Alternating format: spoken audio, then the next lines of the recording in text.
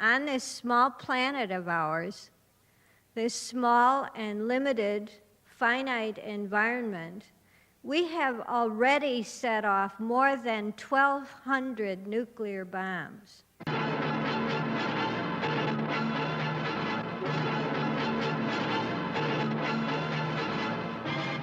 This is Muraoa, a small uninhabited atoll 750 miles southeast of Tahiti, the site chosen by France for her first atomic test explosion in the Pacific. This will be the first of a series of test explosions. France did not sign the Atomic Test Ban Treaty. Now the final seconds of the countdown.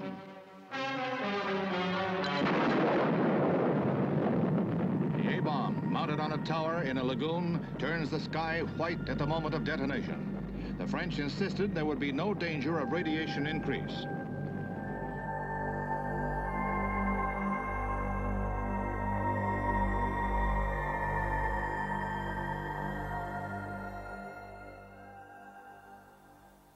How far does this radiation go when they set off a bomb? I found out in the beginning they said, well, it will only go halfway around the Earth and then it will all be dissipated. And then I found out it goes at least 2.5 times around, and then it makes a big layer out above our Earth's atmosphere, and it slowly makes its way down. And there's a lot out there now still coming. We've already polluted our own Earth to a serious degree. I'm not talking about minor amounts. Now, in addition to what we've done with the above-ground weapon testing, we've set off another 600 to 800 underground blasts and underwater blasts. The French are now actively testing in French Polynesia under the lagoon. The U.S. is actively testing now in Nevada. It's going on right now. It didn't stop. Underground tests emit almost all of the radioactive gases to the air. It traps the solid particles, but it emits the gases. What has this been doing to our Earth? Unless we do some very precise calculations, it's very difficult to tell the difference between a natural earthquake and an earthquake triggered by a nuclear bomb. Another thing that happens with the explosions, especially in the Pacific, is that it blows apart the coral reefs and it leaves open, broken ends of coral. On those broken ends of coral, dinoflagellates, small microorganisms grow. They only grow on broken coral. Those dinoflagellates, if they're eaten by fish, make the fish poisonous. There are now thousands of cases of ciguatera fish poisoning per year in the Pacific Ocean region, most of it occurring in French Polynesia and in the Marshall Islands. It's a secondary effect, not a direct effect of the radioactive poisons. We also have nuclear submarines and nuclear battleships riding around in our fisheries. There's no way a nuclear power plant can operate as a closed system, so routinely these ships dump radioactive material into the ocean. That's the way they operate, that's the way they're designed to operate. They say it's okay because it's within permissible limits. So how much radioactivity we're getting in our fish, we don't know. I've only begun to touch on what has been going on our Earth since 1945. I've not talked about the uranium miners. There are at least 1,100 dead or dying of excess lung cancers in the States, and there are more than 100 now documented by the unions for Canada. I haven't talked about the uranium mills where there's excess leukemia, the people that handle the radioactive material. I haven't talked about the transportation. I haven't talked about the enrichment plants. The enrichment plants where so many have died at Paducah, Kentucky. I haven't talked about the separating out of the plutonium, the taking of the plutonium and making the bombs, all the waste from every part of the cycle. About 100 million tons of uranium waste in the Colorado Plateau, and at least 1 million tons of uranium waste sitting above ground in Canada, washing down in the rain into the water, into the ground, into the food, bathing the North American continent with radon gas. In other words, what is the cost of deterrence? And I'm only counting the fatal cancers, the genetic diseases that will be passed on generation to generation, the congenital malformations, and the stillbirths and spontaneous abortions caused by our radiation pollution since 1946.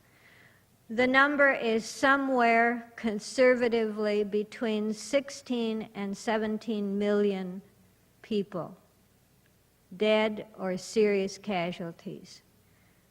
This is the pre-war period. These are the people we don't hear about. These are the people who came to tell their story to the World Council of the Churches meeting in Vancouver. These are the mothers that held their babies with no faces, no arms, no legs, held them till they died and then buried them so the father didn't see them.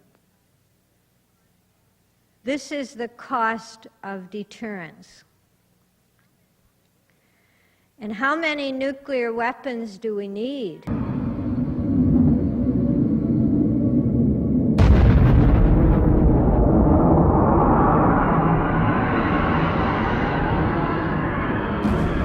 Scientists have known of the damaging effects of radiation on health since shortly after X-rays were discovered at the turn of the century. The nuclear bombing of Japan in the Second World War caused massive destruction of the environment. We now recognize radiation to be one of the most hazardous substances on Earth, persisting for thousands of years. One of the difficulties with understanding the relationship between radiation and breast cancer was the Hiroshima and Nagasaki studies. In the beginning, the researchers were looking at what was first cause of death. And so instead of looking at how many people had breast cancer, they looked at deaths. They finally reported an incidence rate. And at that point, we found that breast cancer had tripled in the Japanese population, whereas other cancers more connected with radiation in people's mind, like lung and colon cancer, had doubled. So it was increased by the greatest amount and had been missed by the researchers because of their focus on death. Exactly how much radiation are we being exposed to? Exactly how much is safe? There is no level of radiation that will not cause cellular damage. But in order to see the result of this damage, it sometimes takes 20 or 30 years, called a latency period. In Japan, young girls under age 10 exposed to the radiation, when they reached maturity, had 6 times the expected rate of breast cancer. We sometimes forget that during the atmospheric nuclear weapon testing from 1946 to 63, we blanketed North America with radioactive fallout. It was measured in milk, it was measured in other foods, and children born during that period were exposed in utero and in early childhood to radiation that was not normal to our environment.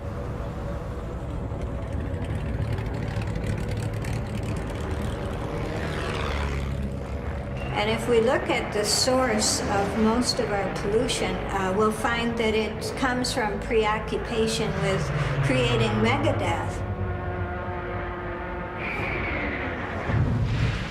For example, World War I, chlorine gas was separated out. Since then, we have tens of thousands of compounds containing chlorine, which are not natural to our environment. What we're asking is, once the community has taken an issue and has shown an association between the hazard and the illness, then the burden of proof should shift, and the polluter should have to prove that it's not causing the illness.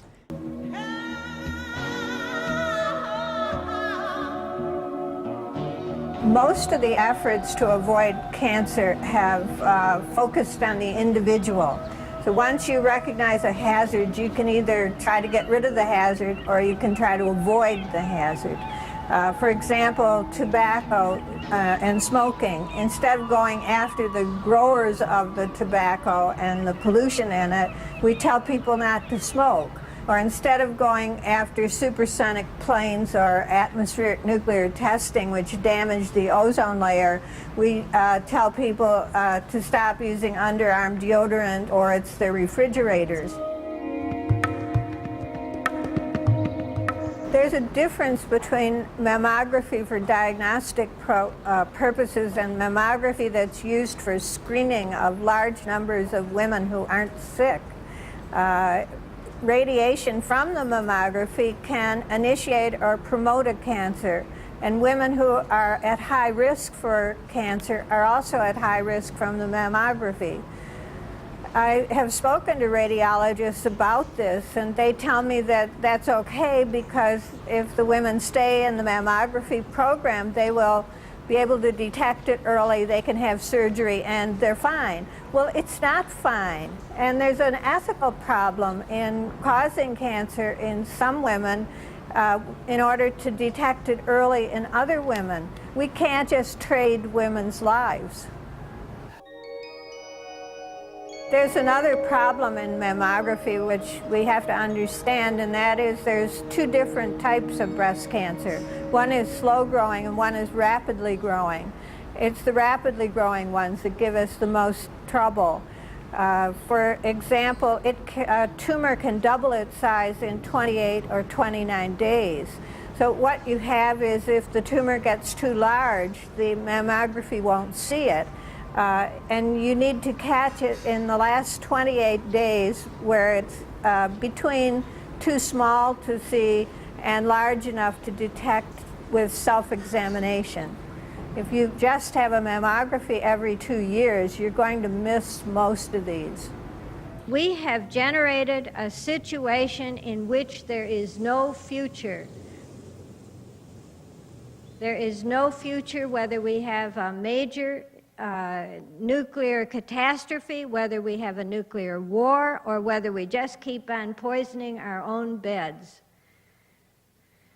We have generated a death process in the species, and if we don't stop it now, then I don't know who's going to stop it. And it's not going to get better unless we make major changes in our attitudes, unless we begin to negotiate in faith, and unless we make up our minds that there is no more war. There is no more war. It's not a way to solve problems. We solve problems by negotiation, by laws, by treaties, by arbitration, by all kinds of intelligent human methods, but we don't solve them by war.